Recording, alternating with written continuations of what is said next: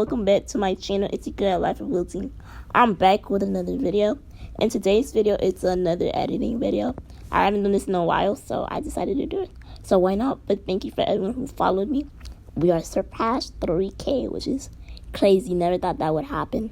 But the first thing you want to do is look for an image that you really like. So I just put fall because it's kind of fall, and I wanted to do fall because, you know, we're in October now, we're in fall season. So I'm looking for the picture I like the most so far. So I decided to pick that one, so why not? I'm going to add it to my photos.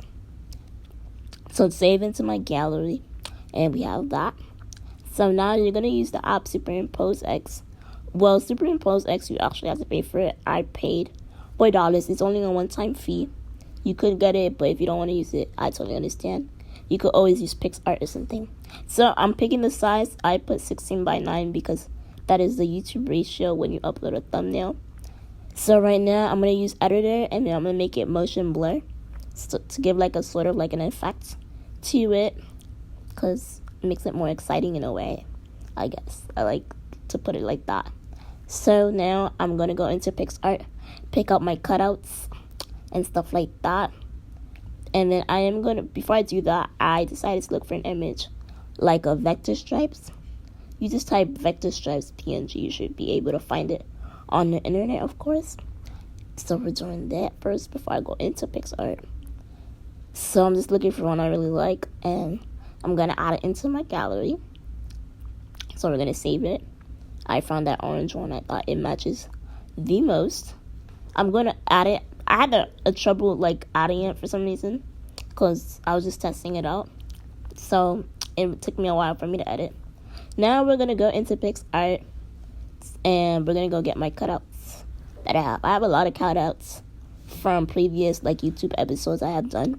So they're all there in one file in PixArt, which that's what I love about PixArt. Ignore the commercial, of course. So we're going to click the plus sign, of course, and then scroll down to the bottom and click a transparent. I was just looking through something to see, but yeah, I was just looking at stickers. I don't know why, but I'm gonna do that. But it's pretty simple to do. It's not really that hard. This requires your iPhone and Android, or you can use an iPad, of course. So I have my cutouts there. See, as you can see, I have a bunch of cutouts from previous episodes of my YouTube channel, as you can see. So I picked that one. I picked two. I'm gonna pick this one. This was from my online school, how to survive online school video. If you haven't watched that video, make sure you go check it out. So we're gonna save it into my phone, of course, and done. And we're gonna add it into Superimpose, and yeah, it looks really nice actually. Ignore my pictures. I have a lot of pictures on my phone.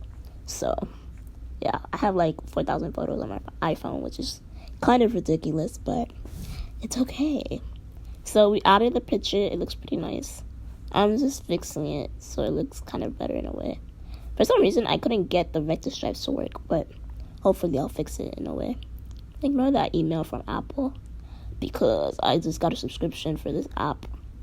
And yeah. So I added another picture in. And then I did look up 180 overlay. You can look that up on the internet.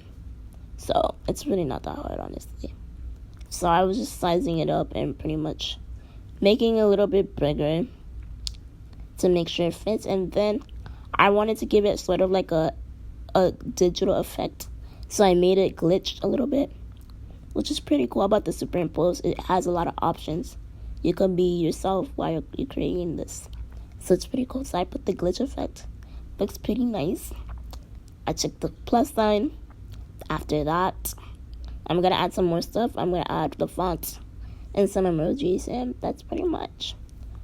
I'm going to add another layer. I'm going to try to add the vector stripes again. I don't know why it wasn't working the first time. Ratio always has to be 16:9. I mean, you don't always have to use Superimpose X. You could always use Fonto, but it's going to require you a lot of steps. When you're doing the vector stripes, make sure you click layers and it blends in.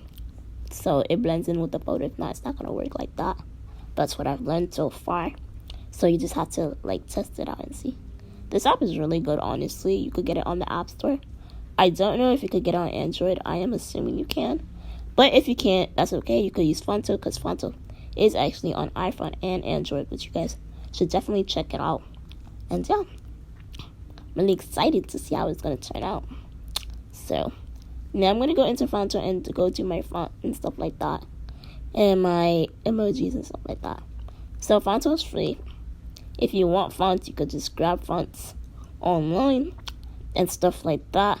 Before I went into Fonto, I forgot that I needed a transparent picture, because if not, it's not going to work. Ignore the commercial again. I don't know why. Commercials love popping up on my phone. We do love that, but unless you want to pay for it and stuff like that. So we got a transparent photo. I'm going to post it and save it into my gallery. I'm going to save it. Once you do that, go into Fonto again and click photo albums. I click images by mistake. Photo albums, and click the white image. You're not going to see the image because it's white. So yeah, and we're going to add our text. The text I used was Burbank condensed. You could just Google that up on the internet. I recommend you using like thefont.com to do it. So yeah, we'll see how this turns out. Honestly, I've been using Fonto for about 6 months on YouTube, and it's actually quite helpful. I don't think I will ever switch to to other apps like Adobe, because those require more work, and you have to pay for Adobe, I think, if I'm not mistaken. So right now, I'm just picking out my colors, because I love pink. Pink is actually my favorite color. Like, if you do know me, you know my room is pink, and I love pink so much. Like, I just love it. So I did that. I decided to take that out because I wanted to do something different, and I'm gonna add it in a second. So I just wrote like a pro, because this is a high quality thumbnail that most YouTubers do. So if you're just starting your YouTube channel, this is a perfect video for you to watch on how to do your thumbnails. And if you haven't started a YouTube channel, you could obviously do it. It's a lot of work, but it's totally worth it. And especially on the times we're in, like in COVID, you definitely could get started on it. So I've been on YouTube for 6 months, and honestly, it's been the greatest thing ever, I would say. It requires a lot of work and promotion and promoting and stuff like that.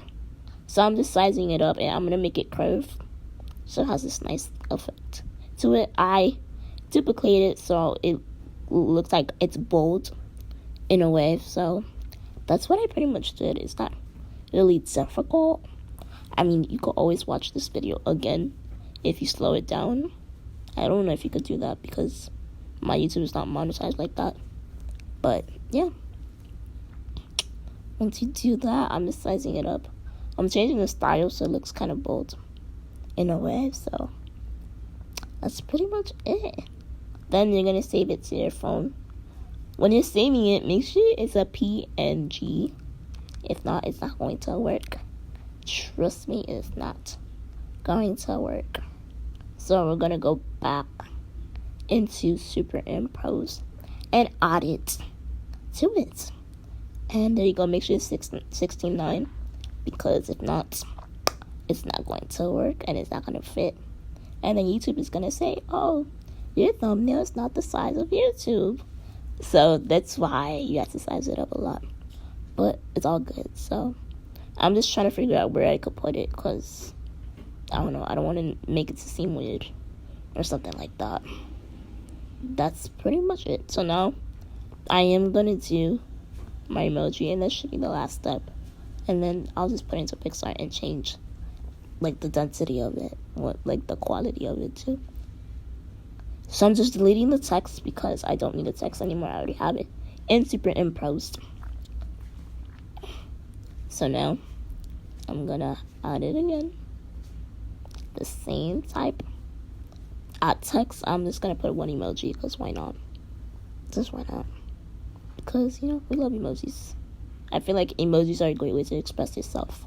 Definitely. When it comes to text messages too. So I'm just saving it into my PNG. And now I'm going to add it, and that's literally the last step to do. And then I'm going to take it to PixArt to make it more vibrant and colorful. And once you do that, you're pretty much done. So that's pretty much it. Then I'm gonna make it motion blur so it has a sort of like an effect to it. So yeah, motion blur. I like the motion blur a lot. It's one of my favorite components. So it's pretty cool. So once you do that, that's pretty much it. To it, you just save it to your phone. I'm just fixing it, make sure it's straight and fixed. I'm gonna save it to my photos, of course. Gotta save it to my photos. It's saving. It takes me a while because my phone is kind of slow. I actually have an iPhone 7, so my phone is kind of old a little bit, but I'll be changing mine soon. So yeah, that's pretty much how you do it. It's not really that hard. So the last step we're gonna do is go into PixArt and just like give like an effect to it, and you're all good. So we're gonna click on the image, click effects on the bottom of PixArt. I chose HDR because it gives sort of like that volume tone, which is pretty cool. That's why I really like PixArt. It's really free. Some stuff you could pay for it, and that's it. I really hope you guys found this helpful. Make sure you like, comment, subscribe, and I'll see you guys in the next video.